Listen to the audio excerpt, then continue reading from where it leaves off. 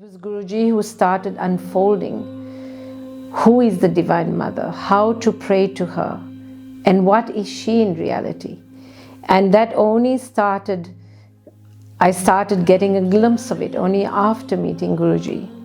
So we celebrate Navaratri, no? So Navaratri means the 9 nights. So you celebrate her inside of your own self, no? And what she is there to do, because she is called, like many will say, she is Mahishasur Mardini, no? So Mahishasur represents the highest ego inside of us. And Mardini means the one who killed that ego. So what she is here to do is to kill that ego. So over the 9 nights, Mahishasur was a demon who wanted to, when he saw the beauty of Divine Mother, he wanted her for himself. No, it's like how we have when we see something beautiful. When the ego is there, we always want to possess it. We never want to surrender to the beauty of it. We always want it. So in the same way, that led to his downfall. So in the process, he sends his generals. And every time if you read Devi Mahatmya, you will see that there was, from Divine Mother herself, to combat every demon that came, she had that power inside of her. Yeah, she is the Shakti. She is the all-encompassing Shakti. So she had this power inside of her to combat every demon that came. So every day we worship another form of Divine Mother, yeah. And then the 6th day is Katyayani Devi. And being in Vrindavan, you know, Katyayani Devi is known for the gopis that worshipped her because they wanted Sri Krishna to be their husband. And there is a very beautiful temple here. It's supposed to be the place where they built, because they made Divine Mother out of clay. They made her murti. And then for a whole month, the gopis worshipped. They fasted and they did a lot of penance for a full month. And in each one's heart, there was this desire and the longing to just have him as their husband. And eventually he fulfills that desire. Yeah. So Guruji was saying, what is really beautiful is he was saying that, you know, everybody's husband is actually God.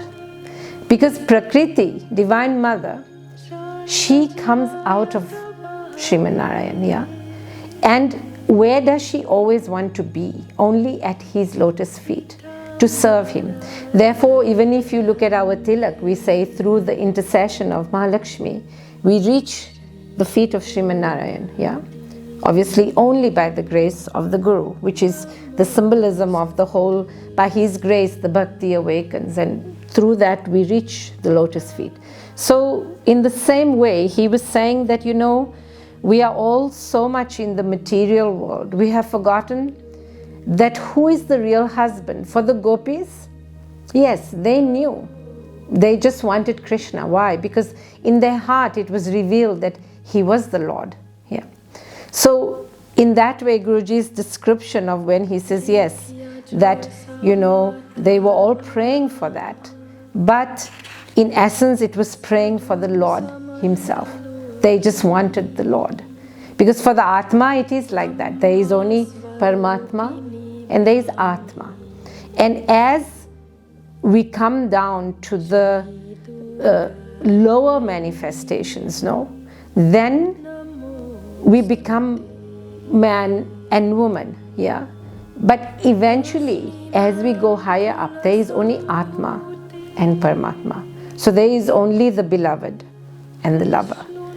And the idea that all the masters are here for is to make us understand that, no, that don't associate so much with this body. No. So I'd like to just read a little bit to you about what Sri Krishna said in the Bhagavad Gita about being woman. And he said in chapter 10, verse 34, that among women I am fame, I am grace, I am eloquence, I am presence of mind, intelligence, endurance, patience, and forgiveness. Yeah. So we can see that all of these qualities, are inside of everybody. Yeah. But in the woman, it manifests very differently. Yeah. Therefore, he made that when you come in the form of the woman, what awakens inside of you, yeah, by the grace of Guru and God, is this ability to nurture in the most beautiful way. Yeah. And that is what I feel for Navaratri, for everybody to understand, not just for the men to respect the women, and for the women to also respect, but to respect their own self. Because when we don't respect our own self, then we will never earn the respect of anybody, And like Guruji was saying just this week in a satsang, he said that, when you learn to respect your own self, others will respect you. But eventually it wouldn't even matter to you whether anybody respects you or not. When you learn to respect your own self, you will just be happy to give the respect. You won't even be looking for the respect, because all these qualities eventually awaken.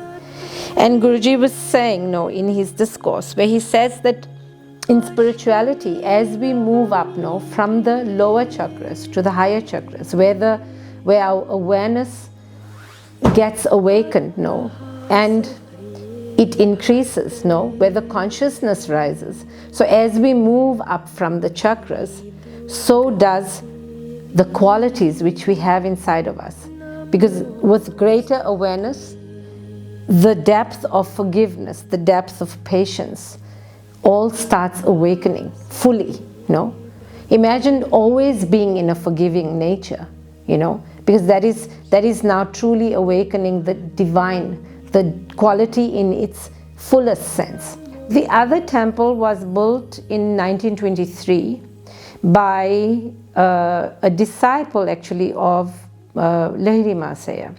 And he was guided to go to the spot and build a temple for her, because apparently it is also one of the 52 Shakti Peeth, and the hair of Devi was supposed to have fallen in that place. So it is actually a Shakti Peeth. So we would like to give you darshan of that place as well. And but what Guruji was saying, that aim for this, our life here is to understand our relationship with God, Everything else on the outside is just, it's like how you have your body, and then you put so much of accessories on it, the clothes, the jewelry, the dress, whatever you do, yeah, that is not part of the body. In the same way, this life is about, the core of it is you and Paramatma. And everything else, what happens in your life, is just there to help you understand that relationship and to make it more beautiful, and to add to it, like how there was so much Leela, if you think of the Krishna Leela, and how many things he did. Because God is about joy, and joy is never stagnant. It's always dynamic, it's always moving, it's always shifting, always creating, He's called the creator. Why? Because he's always creating, he's forever creating. And such our life should be also. It should be a celebration always. Like Guruji said, just love, and then love is that celebration. So Divine Mother is there to help us with that. And actually the 9 days are such a beautiful journey. It's like being reborn, It's like the 9 months that you would spend in the womb of your mother, It's a time for rebirth again. And for those who are with your Sadguru, it's even a greater time, because He's guiding you, He's molding you, He's cleaning us all the time, So yeah, I would like to wish you all a wonderful Navaratri. And may the blessings of Guruji, all the Sadgurus and Divine Mother be with you all.